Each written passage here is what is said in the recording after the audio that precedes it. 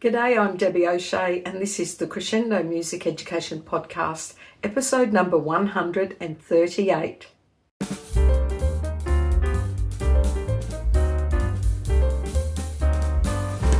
This podcast is being recorded on the lands of the Turrbal people. I acknowledge them as the traditional owners of the land and pay my respects to elders past, present and emerging. They were the first music makers on this land. On the Crescendo Music Education Podcast today, I have Daria. I had not met Daria. I reached out to her because of her expertise in world music. I know that I need to embed more world music in my program, and many of the music educators that I work with have expressed interest in incorporating more world music. So I thought, let's just go to the source. Let's go to someone who's really good at this and get some advice and some value bombs, some nuggets of fabulous if you wish. So this is part one. It was amazing. I immediately felt connected with Daria. I think you will feel the same. It is a wonderful couple of episodes. And I would like to welcome to the Crescendo Music Education Podcast, Daria. Hello, Daria. Oh, nice to meet you today. Nice to be here with you on the podcast. As you can see, I brought many of my unusual instruments that maybe we'll get a chance to talk about. Oh, I would love that. I am so looking forward to this episode, which will probably end up being more than one episode because there's so much I want to talk to you about. Now, before I read your bio, Daria, could I get you to just say your full name for the audience, please? Yes, of course. I'm Daria Marmaluk-Hajioannou, and that's kind of the reason why my stage name and performing name is Daria, because the rest is so long and nobody really needs to be able to pronounce all those ethnic names. But it's quite beautiful, though. So it's I think it is. Where is it from? so. My grandfather came from a very small village in Ukraine, and that's the Marmaluk or the Memelek. And Hajioannou was Hajioanidis. That's my husband, who came from a little island in Greece. And we are told that Hajioannou, which is the original of the name, meant baptized in the Jordan River. Oh, So his family was baptized in the Jordan River. wow. That's fascinating. Names carry so much, and that is something I like to talk to kids about, how their names are part of their legacy, and you can sing your name and say your name, and there's that beautiful book, Your Name is a Song. There are so many ways to make kids feel proud of who they are, and name and respecting their names. And just like you asked me, made me feel so wonderful. We can do that with our kids. Yeah, we can. I could not agree more. And you can see their faces when you address them with their name. It's a special connection, isn't it? Oh, absolutely. Music is also bonding. It's not just entertainment, and it's not just teaching. It's bonding. When a mother sings to their baby, the baby doesn't go, "I give you 3 stars, mommy, that really sucked." The baby, all they know is the sweetness that someone is putting them to sleep with their voice. So music has so many bonding, and it creates community. There's so many ways, and that's what I'm hoping we get to talk a little bit about today, to show music teachers they are not just teaching one thing. They are teaching this whole array of beautiful skills, even if they're not quite aware they're doing it. Yes. Oh, we are so on the same page. I think our job is so powerful in so many ways. And I think if we're aware of what we're doing, it just gives us more purpose and power to protect the job that we do. Oh, absolutely. Mm-hmm. And the more children are moved by it, the more they tell their parents, the more people say, understand and can advocate that the arts are not, They're not ancillary. They're not an Mhm. add-on. They are a full human being has bread and roses. We don't want one or the other. We want both.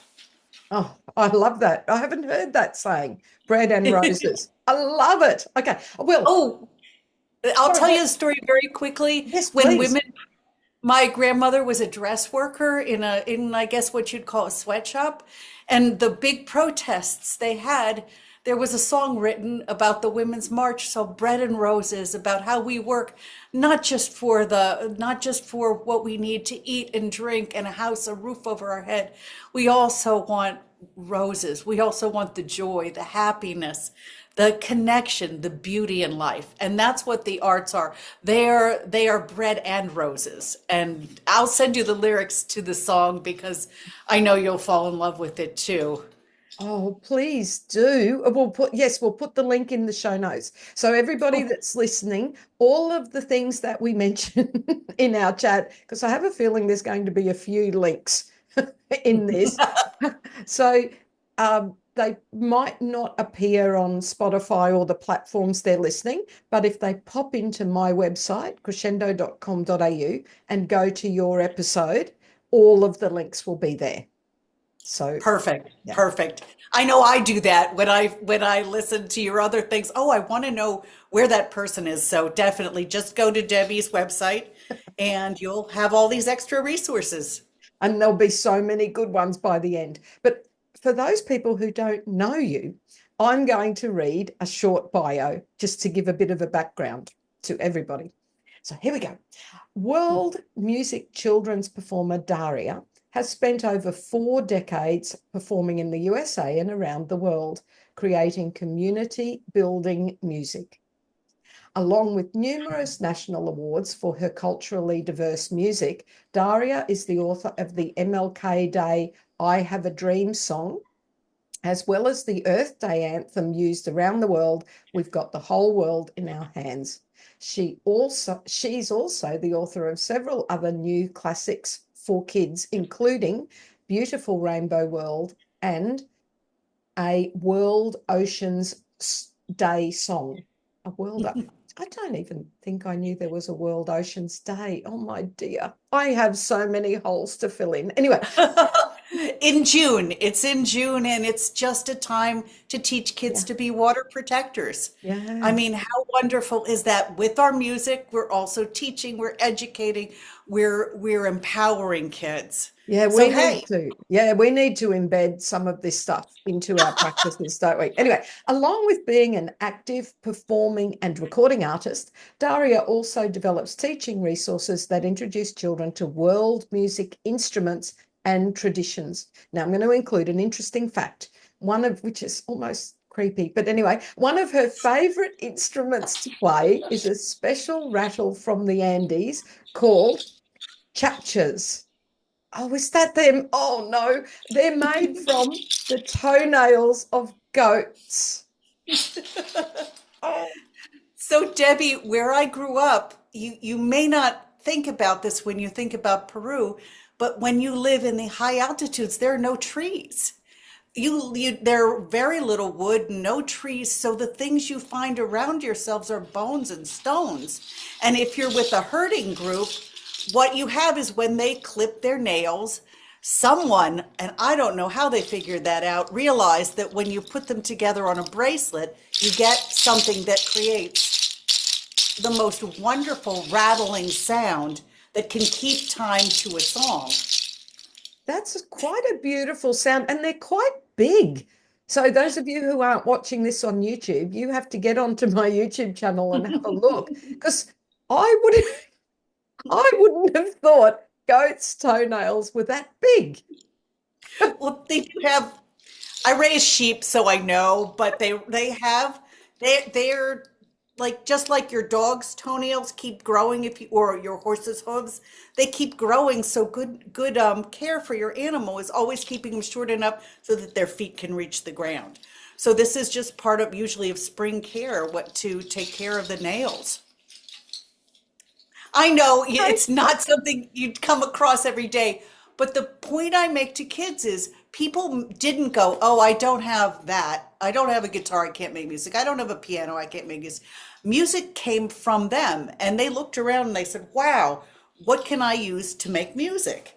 In Africa, they used these gourds, and they added something they call a skirt, and then that becomes a shakere. How they used it could be a water container, it could also turn into a musical instrument. So people use, and our kids can do the same thing. Look around and think, what can I use to make music? Can I invent an instrument? Of course, there you've got STEM skills. I mean, there are so many ways you can start with music and then just enrich, enrich, enrich, and empower, empower, empower.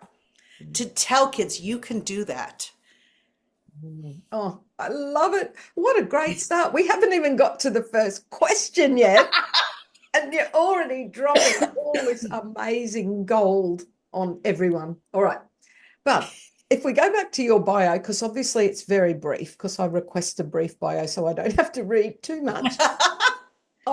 Is there something you'd like to add to that little summary of your work? Really, the best thing for me is when a song I've written or created resonates with people. When you get an email, I got an email from, I believe it was Christchurch, New Zealand, after that terrible attack at the mosque, that a group of people wanted to come up with a song to show the Muslim people in their area that they loved them and they cared for them. So they saw my song, Assalamu alaikum, which teaches the Muslim greeting. And the song is so simple. It says, Assalamu alaikum wa alaikum assalam. Peace be upon you, and upon you peace. May your joys be many, may your sorrows cease. And it was this chorus of, I think, an adult or a nursing home.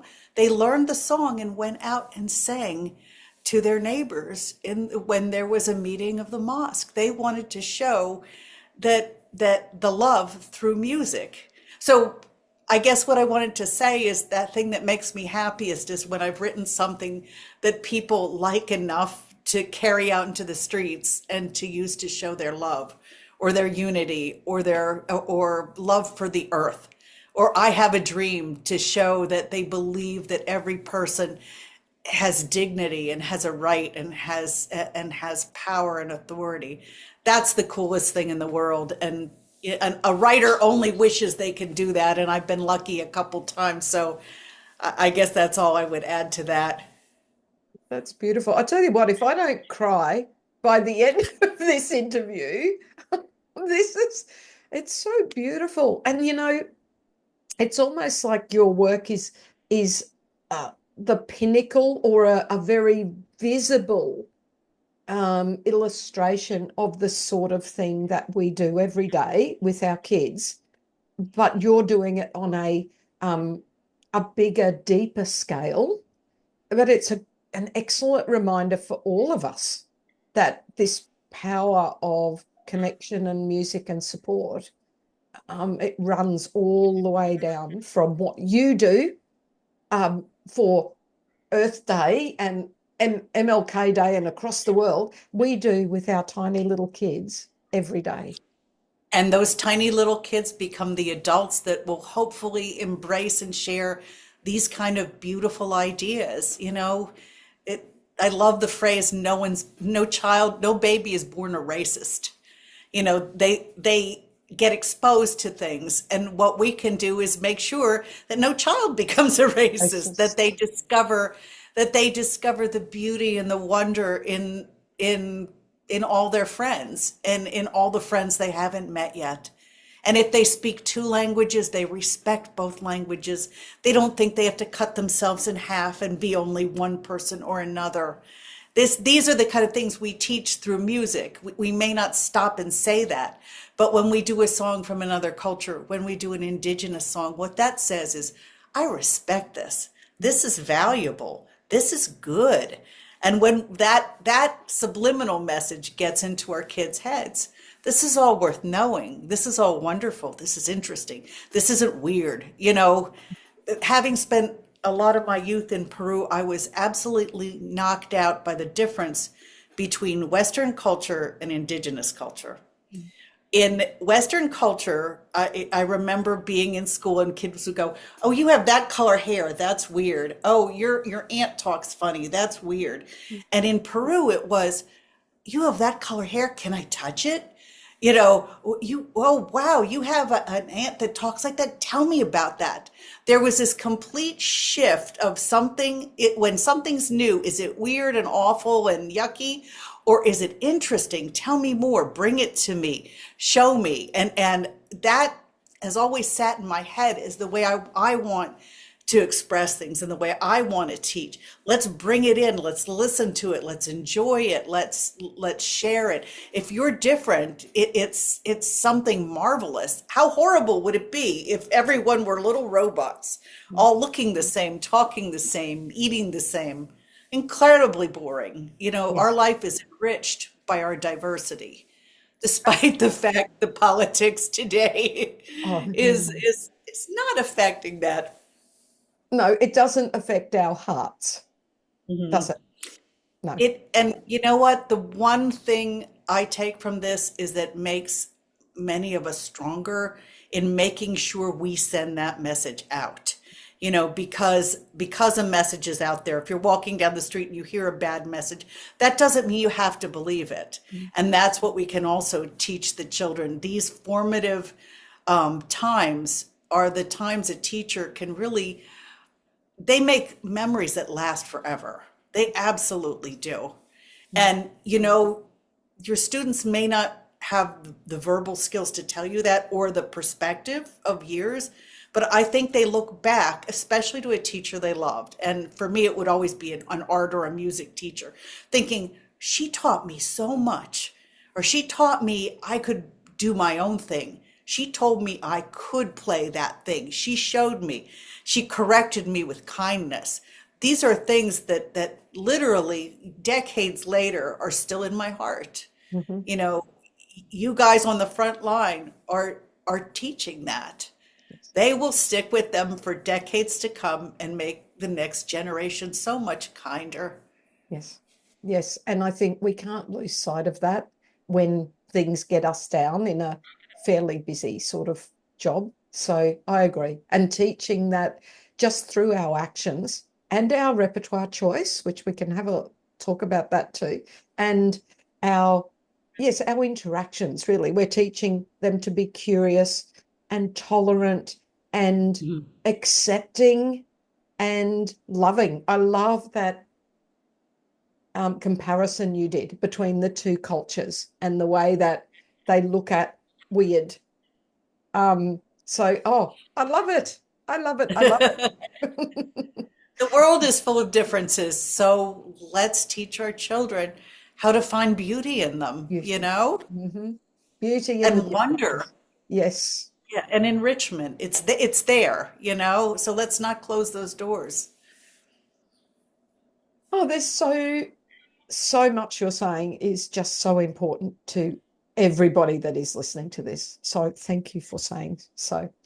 Are there any particular highlights? So you mentioned getting an email about a piece that's made a difference, and absolutely, I can see that would be a highlight. Is there anything in particular as a musician, conductor, music educator in your work? Is there something that sticks out as a highlight for you? Well, there's always those fun things when when you've won an award or a parent teacher award but honestly, in 1992, I got to represent the United States in Seville, Spain at World Expo, and to be on a big stage looking at Peter Max murals and to just be a part of, after we finished our show, to just, pack all our gear up and to be able to walk around and see the best that the world had to offer on this stage and this demonstration. So it was, it's always nice to get that acknowledgement, in a world that's so full of artists and so full of great artists and so full of things. It was nice to be chosen. It really, every time you get nominated for a Grammy, it's just like, thank you, you noticed me, because even musicians too, it might look glamorous, but between songwriting and putting things out and writing materials, it can be a little solitary. Mm. You know, it's so nice to be getting that feedback saying your song made a difference, or I used your materials in class and the kids loved it. And I'll mention one more thing that I got an email. I love getting emails. I got an email from a teacher because I just done a set of coloring pages about musical instruments from India. And she told me that she had, and all my coloring pages, the black and whites are always free. So if you're looking for resources for your classroom, especially, you know, if you have new immigrants, new refugees, just go. And if I haven't created it, I will create it for you. Because she used the coloring pages of a doll drum, that's DHOL, and that was used in northern India. And she brought that into the class, had everyone color, and the three kids that were new refugees who had been shy and, like, you know, their English skills, they were, you know, not comfortable with. After she did this little unit and then used the coloring pages and the information, suddenly everyone in the class started to see them as ambassadors. Did you play that drum? Can you play that drum? What song is that from? You know, suddenly everyone wanted to sit with the child at lunch instead of, well, who's that new child that we don't know? It was a complete shift. And she said it wasn't just information, it wasn't just education. It was a total lift to his spirits, in a sense that he didn't come from someplace sad or bad. He came from someplace with a rich heritage, and that music teacher sent that message to the whole class. And we have that opportunity all the time to send the message that if you are from a different culture, no matter what your diversity, if your family is mixed, it doesn't matter. You have this incredible richness. And in our class, we're going to be celebrating that. Debbie, I don't know.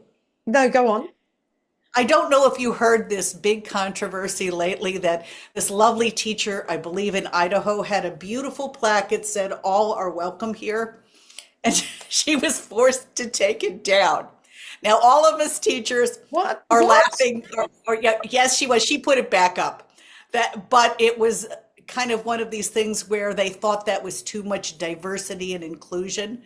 But of course, we're laughing. What sign was she supposed to have? You are not welcome here. Some kids are welcome here. Not all kids are welcome here. And it really did bring the spotlight to why diversity and inclusion is an important message.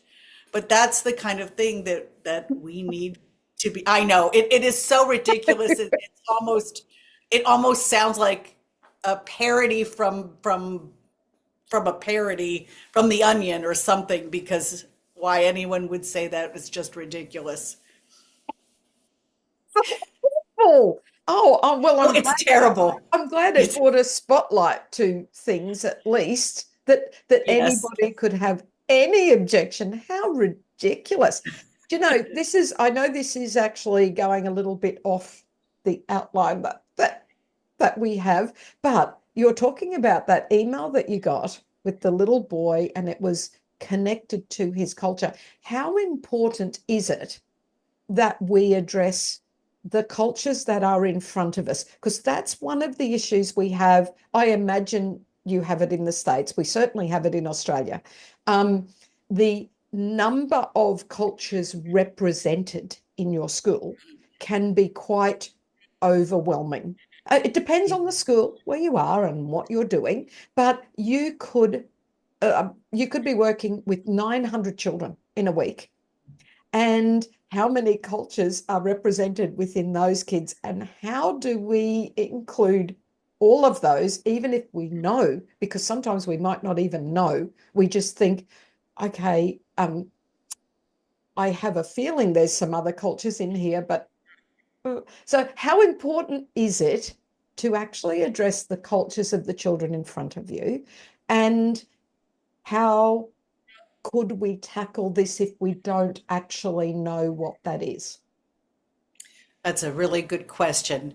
I think one of the best ways you can do it is to kind of have already in place different ways that you bring world music. Hmm. And for instance, I'll give you an example. I just wrote a book called The World Music ABCs.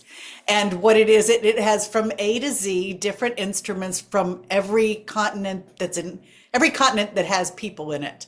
So we had no Antarctic or Arctic. I always get this confused. But anyhow, every continent where there's people, there's an instrument for that.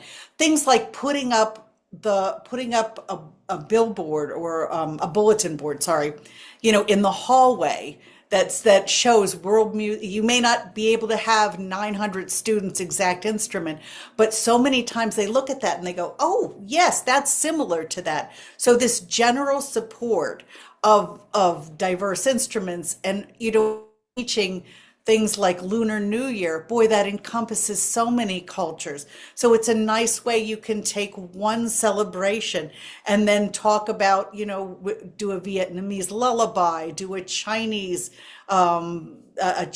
song for Lunar New Year like Gong Ji Gong Ji, or even show a couple videos. There's so many ways that you can do that, and I think it just takes, also I have bulletin boards from all the musical instruments in Africa. I have world music that incorporates things from India, Pakistan, Europe. And these are all things that, again, even if you're not mentioning their favorite instrument, you're opening the door to, let's talk about it. Am I missing something? Let me know. Oh my goodness, let me learn about that. So that's the kind of thing. And you can also look like this woman looked. She kind of saw that student is just feeling overwhelmed. I mean, being an immigrant or a refugee is a very difficult situation. So perhaps she just saw that the adjustment of this person would be made so much richer if we could kind of affirm the culture. So I think that, you're always looking to see what ways can I make my classroom more responsive to this year's students or this group's students.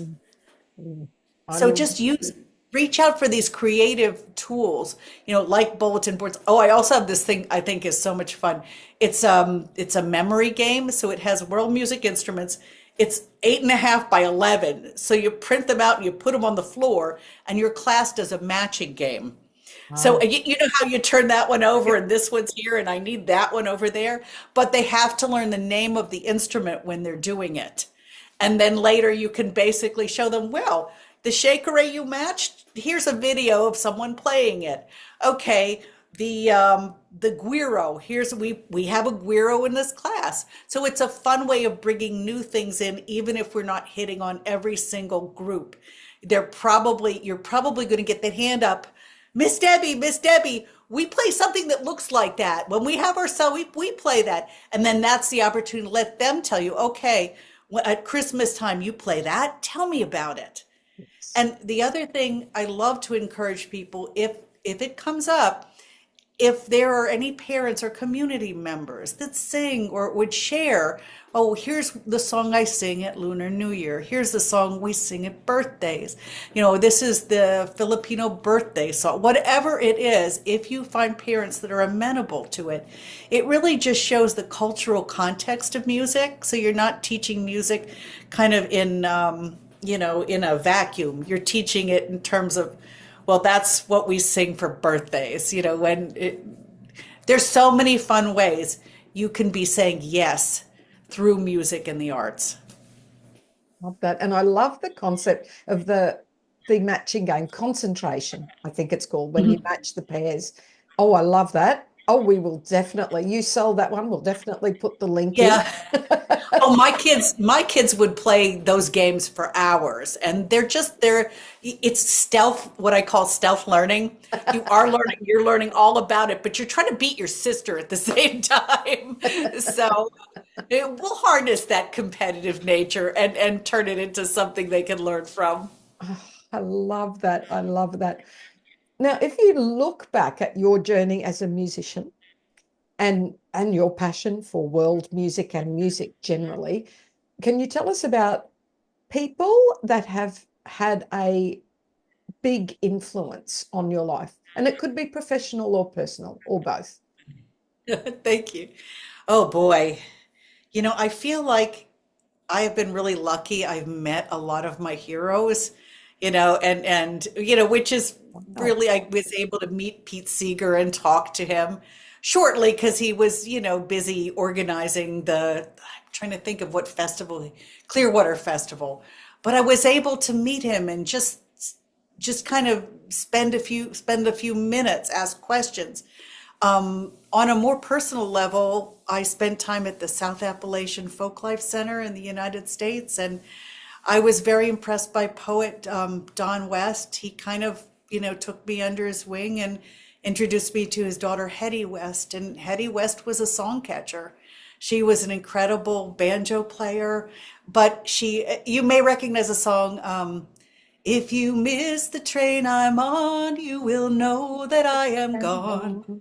You can And you hear the can hear whistle the whistle blow. blow 100 miles. Well, Hetty wrote that. I Oh, mean, wow. she says she compiled it because there were always musicians around at her father and mother's house. And so she would hear it, but she's credited as writing 500 miles.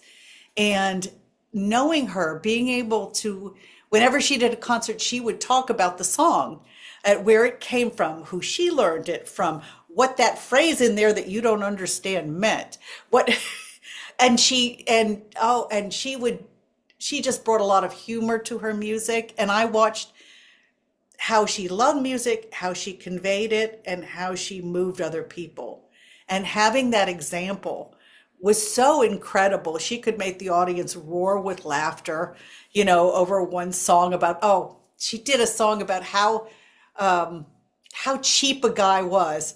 And it was, oh, it's just this terrible song. He'd steal the nickel out of dead man's eyes to buy his Coca-Cola and his Eskimo pies. I got the blues. I got the Winsboro Cotton Mill blues. And she could just get people laughing even while she's talking about people that were working so hard while the boss was a cheap, not nice person. Oh, that sounds amazing. It just She sounds like had you've so had much love. such a Yeah, she had rich. Yeah, she had so much love for music. It was a great example. And you feel lucky if you've met these people. And I now work with another one of my heroes. His name is Cy Khan, and he's kind of a protest songwriter, but he's extremely witty and funny and sarcastic and makes his point, but in a way that you go, wow, that was really good. So we've gotten a chance to write some songs together. And I mean, if if you're asking me for advice, I'd say to anyone, go for it. If your hero is playing nearby, go tell them how much you meant to them, or even send them an email saying, this song you wrote, it meant the world to me, because not everyone will respond, but if you have that opportunity, it'll be something you remember, like I'm remembering these people. It teaches you how to be the best musician or the best writer or the best conductor. If you have someone, ask, because you're certainly not going to get it if you don't ask. And many times they see your enthusiasm. They see that you're not just kind of a fan or a fangirl, but that you're someone that loves their art as much as they do. And they'll stop and spend time, a few minutes like Pete Seeger, or maybe hours and hours like the time I spent with Hetty West. But you'll know it will build your character as a musician and as a performer. And boy, it sure did with me. And I count myself lucky. yeah, that is such a good point, because so many times when you do stop and reflect on something or someone that's important and made an impact, and you think, I'd like to tell them, oh, no, no, I'd better not. No, do it.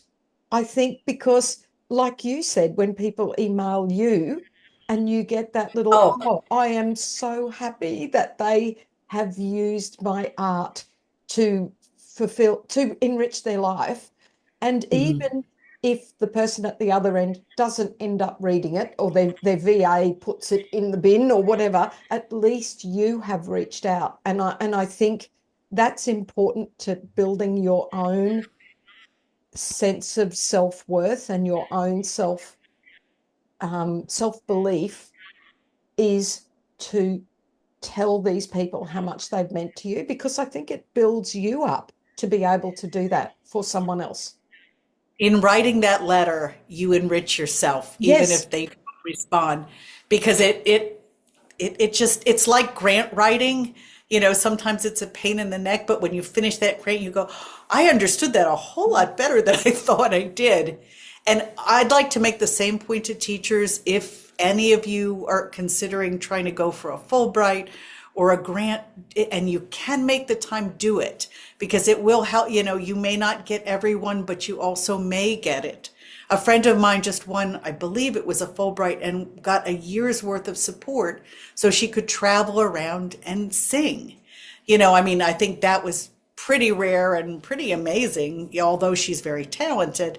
But if you could do a grant for $1,000 for instruments for your class, or $1,000 to bring a performer that you think that would be special to the kids, go for it. They do exist. Will you get shot down a little? Yeah, maybe you won't get every single one, but you'll get better at writing. And when you get those wins, you'll just see how amazing and valuable you are.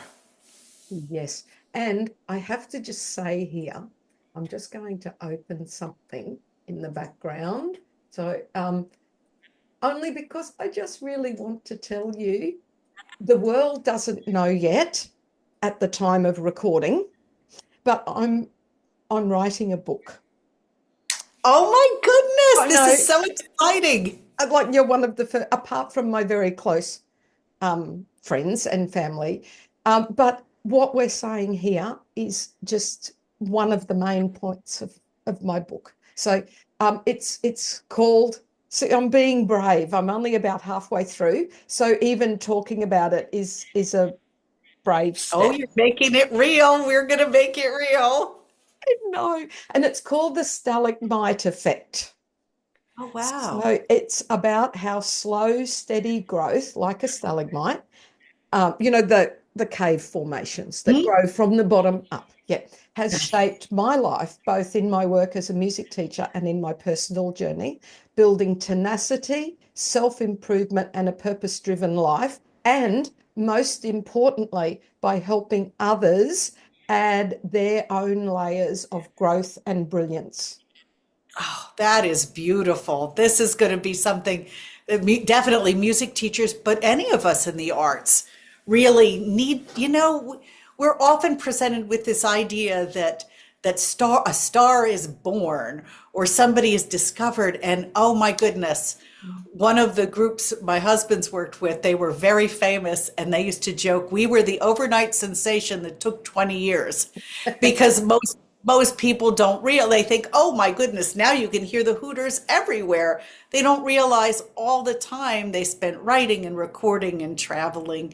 And what you're getting people to do is focus on how each step you take is valid and valuable and building and enriching. And, we rise by lifting others. That is a message we all need to hear. Not that there's one or two famous people that are just so gosh darn amazing. There are amazing people, but the truth is that the amazement is in the people you meet every day, and the people that continue teaching every day. And, the amazement is in the tenacity and the persistence and the love, and boy, those are three that you put them together, they're unstopable. Mm-hmm. I absolutely Debbie, I love it. Oh, I love it so much. I will send you a copy when it is ready. Because I love that. I believe it. And it's, anyway, so enough about my little, I'm just nervous that I'm excited. We'll be in touch we'll be in touch outside of this. Definitely. And I'm keen to investigate some of your song material to embed in my programs. Anyway, yes, back to that. We'll come back to that off microphone. We'll talk about that. Okay. Can we talk about gratitude? because it's just something I've added to all of my podcast chats because I think it's important and I love hearing other people's perspective. So, for what are you most grateful? Honestly, I was thinking about this is that the role of a music story I like to tell is that, most people didn't realize how tough my life was as a child. Both my parents came from very poor families and they had a lot of mental health issues. So most people didn't know how tough things were. And I had a music teacher that was just so full of joy, but she did one thing that changed my life. She had an auto harp and she told us we can do it. And she would have people come up and touch it and play it. And then she said, if you like it, you can come after school. And I was the little kid that was there. Hi, Miss So-and-so.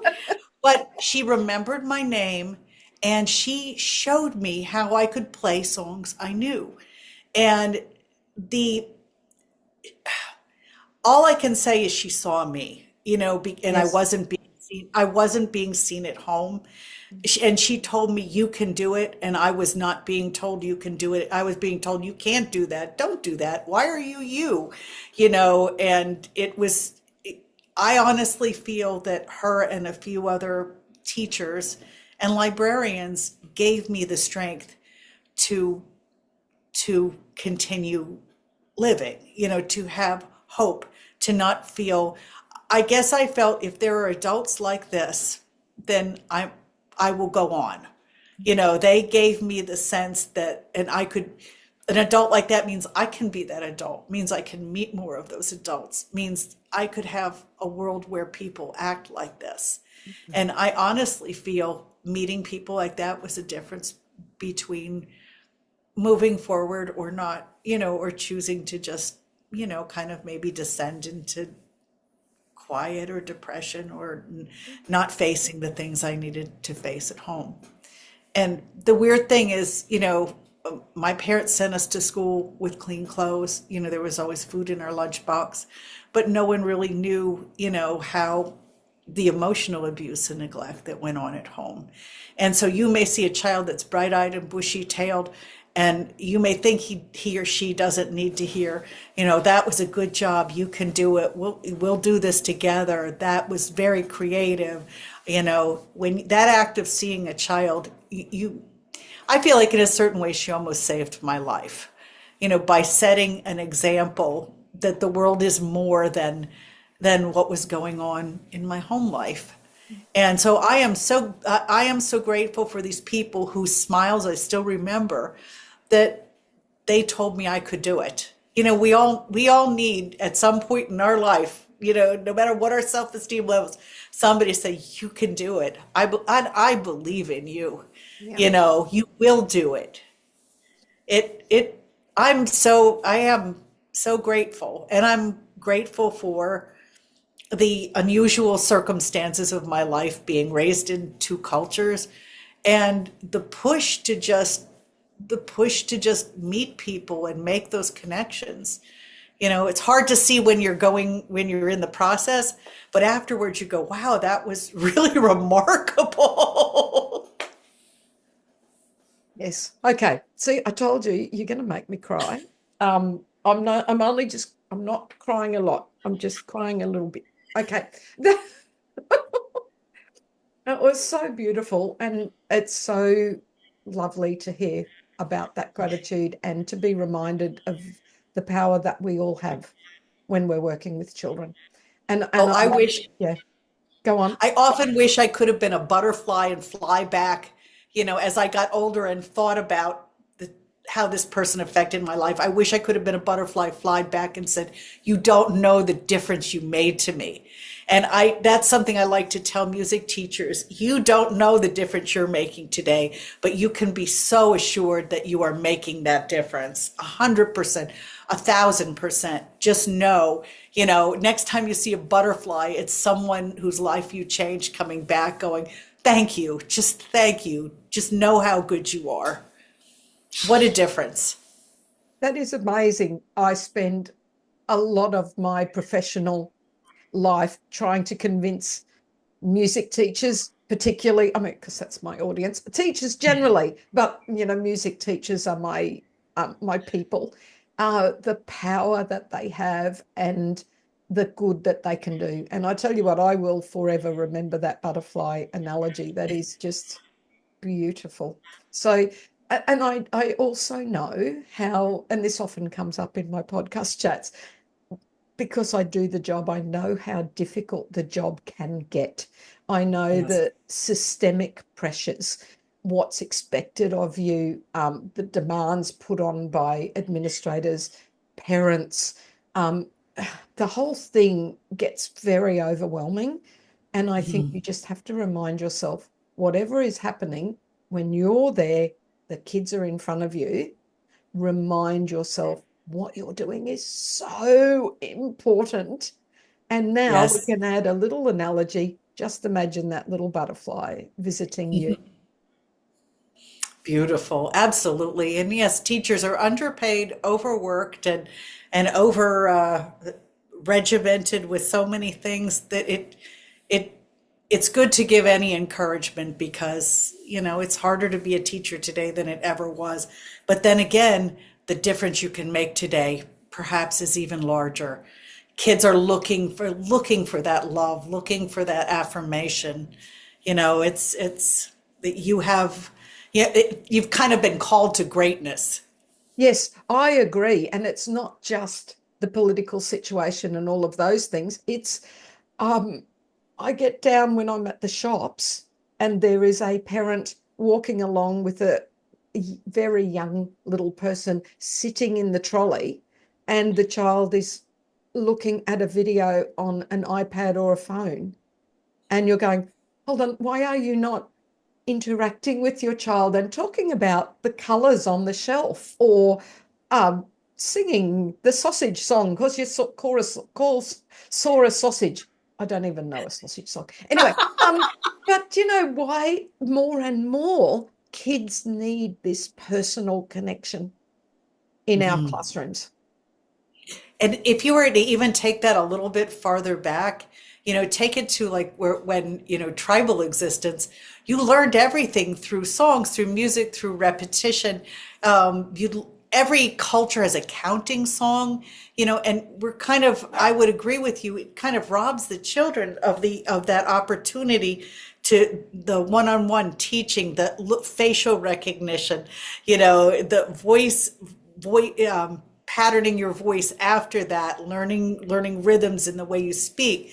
This before everything got so electronic. Kids learned a little more slowly, but I truly feel a little more deeply. Yes. One of the best things kids can do. One of my mentors, Mrs. Ardith Rodale of Rodale Inc., she believed children shouldn't be exposed to electronics till at least 3 years old because of their that as they're developing the recognition and attention and not looking at a two-dimensional screen, but looking at a real human being. I guess many parents won't like that idea, but I'm totally with you. That's when I'd be walking in the farm and singing a song, and and I would always sing parodies, right? This is how I got my kids going. We'd be singing this song and then adding what they were wearing or whatever. And pretty soon my son decided to learn to do that and then add like bad words. And I'm like, well, I'm impressed. I'm impressed you're making songs, but I'm not impressed by your choices. But the idea of the kids will do what the kids will learn from your little songs or that interaction. It's so important, and it's truly something that is not it. People often think that modern society is just so advanced, it's so far, and yet when I think about how deeply people are connected in an indigenous culture, it actually seems richer in terms of how much I know about your life, how much I know about the things you like, how much I know, how close should I sit to you so you feel comfortable. There's a deep richness in a simpler life. And boy, I honestly wish we could move somewhat in that direction again. I don't think anyone would argue with that. And I think it makes our job even more important as the kids that arrive to you don't know their nursery rhymes and nursery songs. And, where it's our job to try to fill in some of those gaps, to make sure you've got eye contact with the children and use positive touch and use their names and try and replace some of what's not as strong anymore in early childhood. Yeah, and the interactivity too with movements, Mm. just that's getting your full body involved, And getting your nervous system involved. and can I tell you that as well? The trend I have noticed, because obviously I've been in the game for quite a while, 43 years, I think. They the students' motor coordination, fine motor and gross motor skills, you can absolutely see a decline. They not everyone, of course, I'm not talking everyone, I'm just making just a generalization. They don't catch balls as well. They don't hop as easily or Yeah, jump with 2 feet together, the sort of thing that would have happened all the time, all the all the time, time. but they don't Yeah. have those early childhood experiences to build Mhm. those skills. So that makes what we do in the music classroom even more important. Yeah, absolutely. It is a chance to have fun with the motor skills. It's have to do things like jump rope rhymes. I mean, boy, the Filipino, I think it's called tinikling, with Yes. the With bamboo poles that you poles. walk in between. That gets your full body involved in it, and it's just so wonderful. These are things that are not a part of kids' everyday lives frequently once they leave the school. So boy, you're right. It's yet another thing to pile into the music room, but also something that could be, you know, it could be you could be teaching the next child that wants to be a gymnast. You could be encouraging that while they sing because the rhythms involved. Well, everything is interconnected, but it does give us an opportunity to, going into these cultures where this was a part of everyday life, where you learned that way, you stayed healthy that way. I mean, imagine if you went home and did jump rope rhymes for 2 hours, how healthy, one, you'd burn off lots of energy, but you'd be pretty agile and it clears the head. So we're not carrying as much inside as well. Yes. Yes. It's what we do is so important. But I want to get back to world music and some advice. You've already given us some great ideas. The concentration game and your colouring in book, which is, can I just tell everybody, I'll make sure the link is there. And I've put the link in one of my recent newsletters too. You should so buy it, people. It's beautiful. And Australia is represented in there. You said every Of country. course, as well it should be. So I'm not going to say any more. You've all just got to buy it. It's brilliant. And I think if you could print it out and have it on the wall. Oh, absolutely. Yes. So I just thought, could we pick your brains a little while we've got you about a way? So say we're feeling a little nervous about embedding world music into our classroom. And here in Australia, we have to be very careful of respecting our Indigenous culture because songs are in most of the language groups across Australia, of which there are 700 odd. Yes. Songs have to be gifted to you. Songs are a very sacred, special part of their culture. So it's not a matter of, oh, I'll just buy a book on Aboriginal songs and I can teach them to my kids. It's not that simple. It's about connecting with your community, which is also problematic because sometimes not many of that cultural group is still around, Mhm. or because of our stolen generation, there were children removed from their native group. So there are a lot of Indigenous people that have Yes, that have been difficulty separated tracing. from Yes, the they heritage. can't trace their Very much, heritage. yeah, very much Yeah, like the boarding school yeah. issue here in the United States. So, yes, I totally understand. They may be 100% Aboriginal, but we're taught not to speak the language or not to follow the Yes. customs. So, So yeah, I that's think, so we do have there are particular issues that does not give us an excuse to not look at a way to do that. But let's talk about just generally embedding world music in our classrooms. And if we're feeling a little hesitant, what would be some ways we could get started that would be I don't mean the word easy, but oh, effortless and yes, yeah, yes. effortless for us to start embedding and using. If you could give us a few ideas, it would be amazing. Oh, I'd love to. If you go to my Daria Music channel on YouTube, and we can put the link below, I have multicultural songs in, I think, over 10 languages, most of which I speak or speak enough to have a darn good conversation in. And they're bilingual also with English. So that's a really nice way of bringing a song into the classroom. And then, for instance, Assalamu alaikum. Well, that Muslim people live in so many different cultures, so that's a very useful song. And it's useful to say, this is how we greet one another. When I see you on the street, Debbie, I'm not going to say hi, hello, or how you do it. I'm going to say, Assalamu alaikum, peace be upon you. And you'll answer to me, wa alaikum assalam. So there's ways we can do this in a very functional and fun way, while at the same time, adding it to music class. Mhm. I understand too. I think that when it comes to indigenous and native groups, there are songs that are sacred. There are songs that are personal. There are names that are not spoken that we have for ourselves.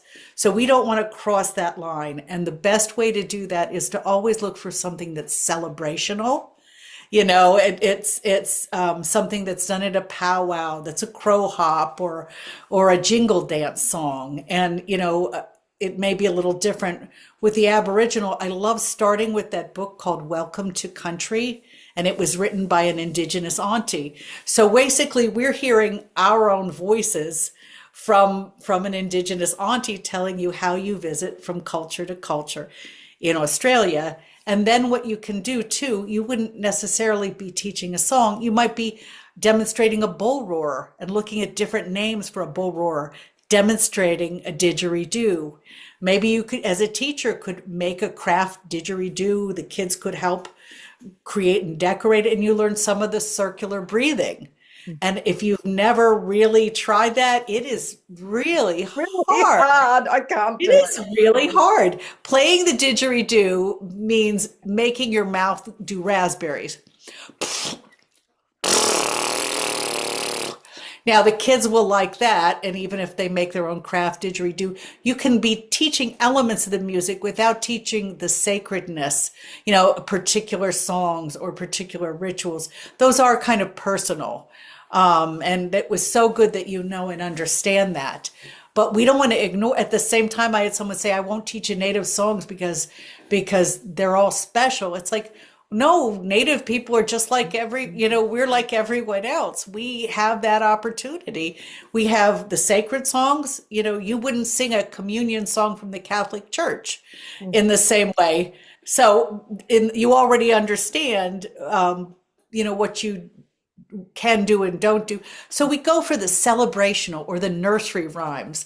If you're going to Mexico or Latin America, do this little chicken, ese pollito que tú me regalaste, this little chicken that you gave me, peep, peep, peep, peep, all the day long. And then with the kids, I like to do, again, you're teaching Spanish and music, but then you say, give me an animal. Give me an animal and what? But it has to be an animal that makes a noise. No crocodiles, no Yeah. platypus. Give me my bird. Okay, so we sing the song when I'm in a bilingual audience. I go, okay, ese pajarito, this little bird, what does he say? Beep, beep, beep, beep, all the day long. And I get the kids involved in it. So there are so many ways you can do world music, and you're also doing language, but you're not overstepping any boundaries. Mhm. And Mhm. because it has an English verse, There's only half of the song to learn for you, music Yes, teacher. that's always good. That's always good, especially as you get older with less plasticity in your brain. But I just will say This I know. we have to be careful of the didgeridoo as well, because just check with your local culture, because there Yes. are some of the language groups only allow men to play, not women, some of them. And Yes. some of them, even as a white person, you shouldn't play a didgeridoo. So, but Mhm. certainly you could talk about it and talk about the techniques and show videos and things. But I just think it's important to check when it's that sort of close to home stuff.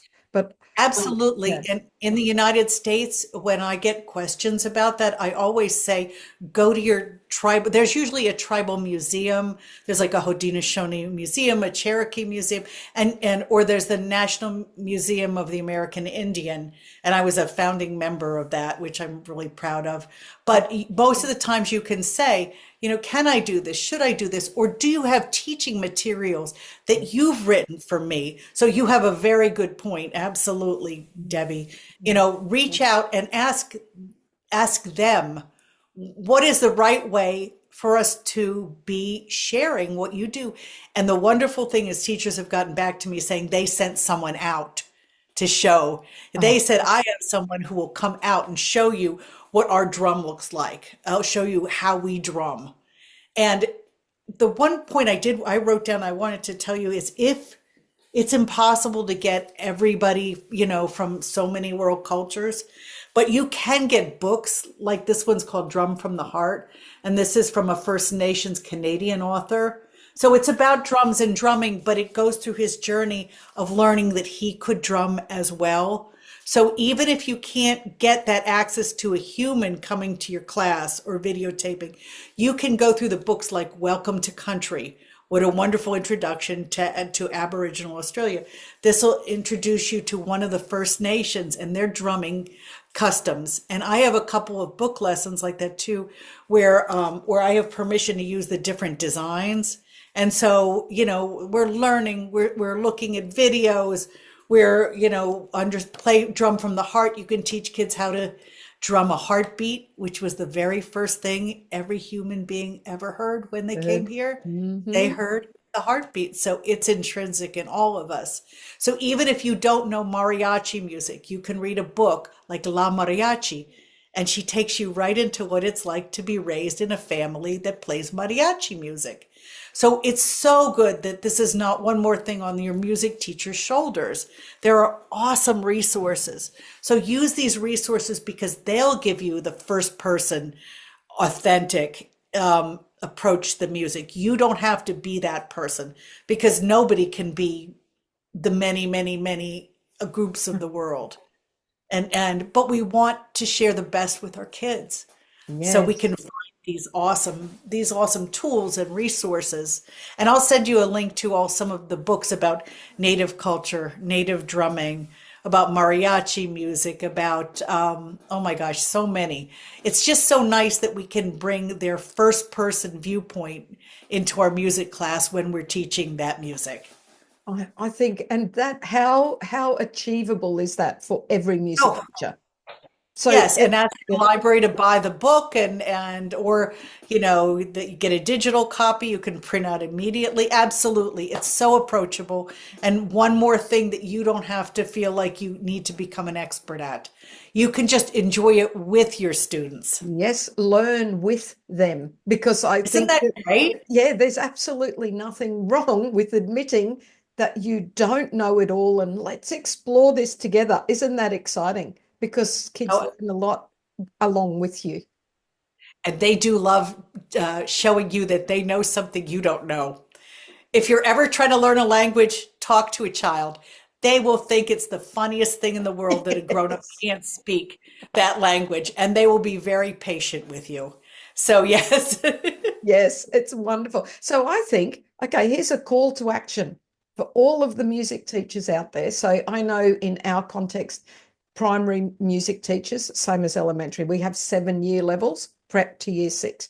So if they choose, even if it's not 7 things, they could do the prep 1, 2 could do the same thing. They could pick three do lower, middle, upper school. They could pick 3 books and maybe 3 videos and embed them in their next term's planning and just start introducing the concept of music around the world in a slightly different way.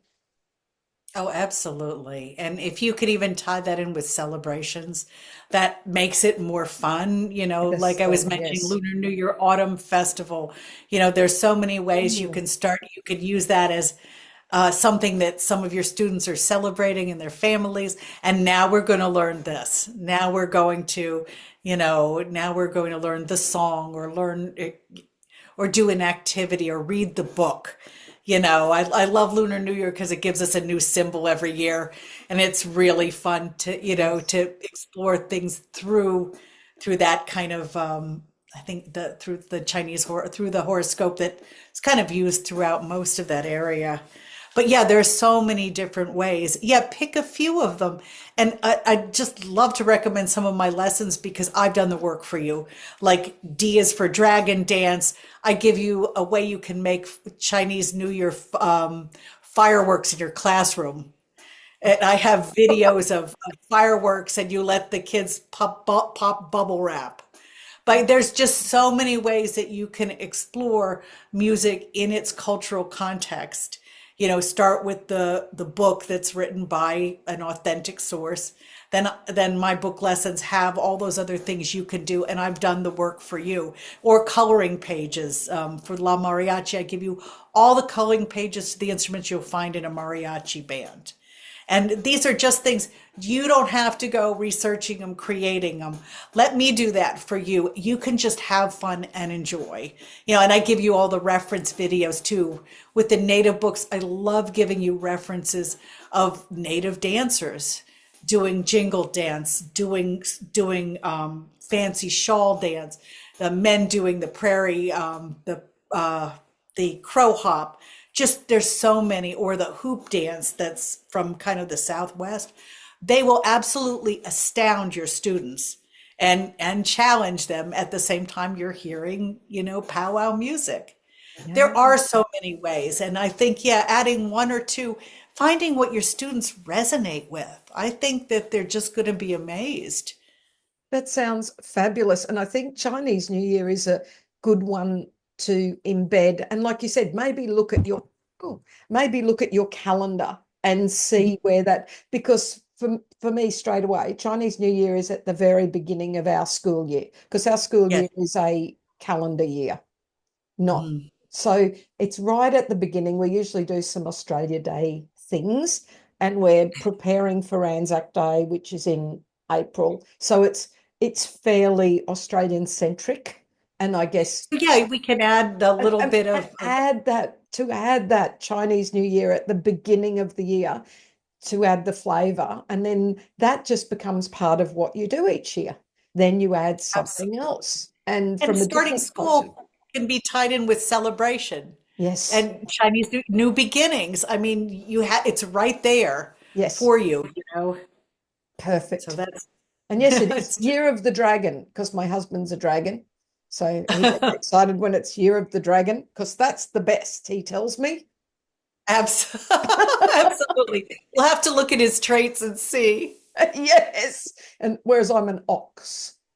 Oh, But I'm a pig, but they're steady and it's I have a chart for that. So yes, I oh have my a chart for goodness. that in all my book lessons, so you can find out what complimentary or not complimentary animal you are. Oh, I love it. I love it. Oh, look, I there's just so much that I want to learn from you, Daria. So this has just got to be the beginning of our relationship. Okay. I would love it, and I want to support your book because I've learned a lot about book publishing, and if there's anything I can do to make your process a little easier, I really think that book has to get out, and so we'll talk off mic on that. We support one another. We need to support these marvelous people making our children's lives better and making your life better so you get up in the morning and can't wait to do the wonderful things you do again. This is how we build community. We use music's the medium, but the message is we're building community. We're building the kind of world we want to live in. Yes, absolutely. I have to ask about nuggets of fabulous because I know that there are some people in my audience that look forward to nuggets of fabulous, but you've already given them to us. But I'm going to ask anyway. Nuggets of fabulous, just any more final tips, tricks, ideas, apart from all of the fabulous links we're going to put in. Anything you'd like to tell everyone quickly before we get on to advocacy? Mm-hmm. Oh, I would just say, if you see that child, if you use your sixth sense as a teacher and you see a child that needs that extra something, find the lesson or the music or the song or the cultural uplift that will help them, because I guarantee you the whole rest of the class will enjoy it too. You have that. If you see something that needs to be done, just go ahead and act upon it. And a lot in our native tradition too, we practice being a leader. So if you see a child that kind of needs that extra thing, we'll drum and then we'll point to the next guy to be a leader. Well, you can let him or her be that leader. Use that opportunity to see the balance in your classroom and see if somebody needs just a little extra leg up or needs that sense of good job or whatever support you feel, and let your class feel how much you value them. If you want to write a song with them, or if most music teachers are doing this already, but there are just so many ways you can let them know that their class is making a difference for you, that this is that you never stop learning. As a teacher, you are imparting wisdom, but it's not a one-way thing, that we're here to create a wonderful experience. I'll learn from it, you'll learn from it, we'll learn from it. That's the best. Mm-hmm. Mm-hmm. Plus, my other nugget of fabulous is that you're probably more amazing than you think you are. And if you ever feel like you're not, reach out to someone that knows you well and ask them to write who you are. Ask them to write you a note. Well, I just kind of need to pick me up. Tell me about who I am to you, and you'll get back the most amazing pick me up you've ever heard, because we usually think we're like 50% or 30% of what we're really giving to others. And sometimes we all need to hear, wow, Debbie, you're really amazing. You could have done anything and you've done this. It's so big, it's so helpful, it's so great. It's terrific. So take time for self-care too, teachers. You're giving out most of the day. Make sure you find those ways it can kind of flow back in. Oh, thank you. That's beautiful. Do you have any advice around advocacy? Because, certainly around Australia and perhaps in parts of the States, we have to fight a bit for our actual existence. Like we said right at the beginning, this is an essential part of being human. It's not a frill. How do we sell what we do to people that need convincing? Well, I definitely say, pay attention to just general good governance. When you're voting for people, make sure you're voting for those that appreciate the arts, that aren't tearing down the arts, that know the value of it to every student and to students of all abilities. Get the parents on your side, whether it's quotes from parents. There's so many different ways. I know it's one more thing to ask a music teacher to do, but vote for good governance, vote for appreciation of the arts. Connect with your local arts organization to find ways to show those in positions of power, the difference that you make in your community. You may not have to do that work yourself, but find out who's advocating, sign the petitions, in Pennsylvania, we have an arts day where everybody shows up at the Capitol just to show them how many bodies really believe you better not cut that funding. So there are different ways you can do, even if you're just going to be signing a petition and sending it along, and collect quotes, collect things. If you get a note from a teacher, your class turned my child's life around. Keep these things, because there might be a point where you'll be asked, wow, that's a really fun class, but did it make a difference? Yeah, I'm going to show you this letter I got from a parent, and maybe even forward that to the arts organization. They know they're fighting for their lives, so let's tell them we've got their back. Love it. Great advice. Great advice. And before we say goodbye, and remember, everybody who is listening, get onto my website and check out all of these links. They're all going to be there, and you won't be sorry. So before we do that, it has been an absolute delight to meet you, Daria. But you get to finish by getting on your soapbox and tell the world what's important for you to say. Oh my goodness. I am officially climbing up to say everyone's music matters. Music is for everyone, and music is a human right. Expressing ourselves, whether we're sending music out or whether we're taking it in, this is as important as breathing. And let's not keep that from anybody. Music teachers, we're doing it all the time. But through our presence, through how we do what we do, let's show the world that we can't live without bread and roses.